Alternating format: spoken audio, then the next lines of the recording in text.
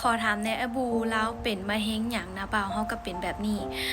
มะเร็งเนาะมันมีหลายชนิดอาการแต่ละอันมันก็ต่างกันของแม่เฮาเป็นนี่แม่นมะเร็งต่อมน้ำเหลืองและมันมีเนื้องอกนํก็คือมื้อนี้เนาะเพิ่นก็มาบอกผลกวดทุกอย่างให้ทุกคนสังเกตเลยสังเกตตัวเองนํแล้วก็สังเกตคนอ้อมโตนํสำหรับมะเร็งต่อมน้ำเหลืองนี่มันสิเป็นประมาณแรกๆก็คือสิมีอาการคันหรือว่าเป็นภูมิแพ้นะเป็นผื่นนะค่อยไปศึกษามาละ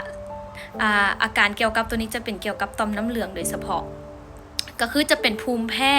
กินยาแล้วก็ยังกลับมาเป็นอีกกินยาก็ยังกลับมาเป็นอีกให้สังเกตเบิ่งดีๆและขั้นตอนที่2ก็คือมันเมื่อยแล้วก็รู้สึกว่าเมื่อยผิดปกติเนาะทุกคนอันนี้บ่ฮู้ว่าคนอื่นสิเป็นแบบนี้บ่และที่3ก็คือขาแขนนี่นะจะแบบรู้สึกว่าอ่อนแรงสมมุติว่ากรณีบ่อนใดที่เฮาเจ็บ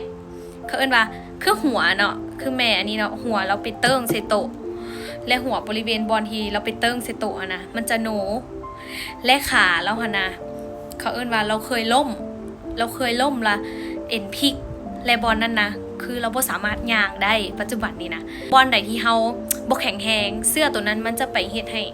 เฮาหั่นนะอ่อนแอแล้วก็เพลียตื่มเลยเขาเอิ้นว่าแฮงเฮาอ่อนแอมันแห้งไปกินตัวนั้นของเฮาประมาณนี้นะคือดังนั้นก็คือสำคัญคือสภาพจิตใจแล้วก็เวลาเป็นอีหยังเล็กๆน้อยๆให้ไปกวดโลดเนาะทุกคนเดี๋ยวนี้นะ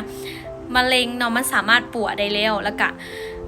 ค่ะฮู้ทันไว้ฮู้ไว้หั่นนะมันก็จะแห่งเป็นการดีก็คือเฮาจะได้ไปกวดแล้วก็เขี่ยวไป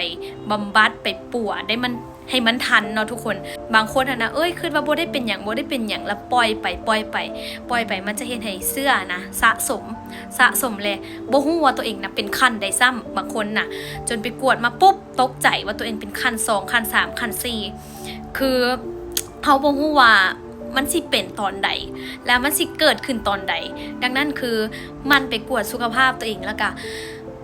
กันไว้ดีก็แก้เนาะทุกคนบ่มีไผอยากเป็นดอกบ่มีไผอยากให้เกิดกับตัวเองแต่ว่ากันไว้ดีกว่าเขาเอิ้นว่าคันมีประกันมีอีหยังก็เฮ็ดไว้ยิ่งจะเป็นการดีอันนี้ปะบูใส่ทุนตัวเองเบิดเลยบ่ได้เฮ็ดประกันเพราะมันบ่ได้คิดว่ามันสิเป็นไว้ขนาดนี้แล้วสิเป็นปุ๊บปั๊บขนาดนี้หั่นนะคือมีประกันอยู่แต่ว่าเป็นประกันทั่วไปเนาะมันบ่แม่นว่าประกันเกี่ยวกับมะเร็งโดยเฉพาะบ่มีใครอยากเป็นนะทุกคนดังนั้นคือมันไปกวดสุขภาพแล้วก็สังเกตคนอ้อมโตตัวเองดีๆเวลารู้สึกว่าบ่สบายเป็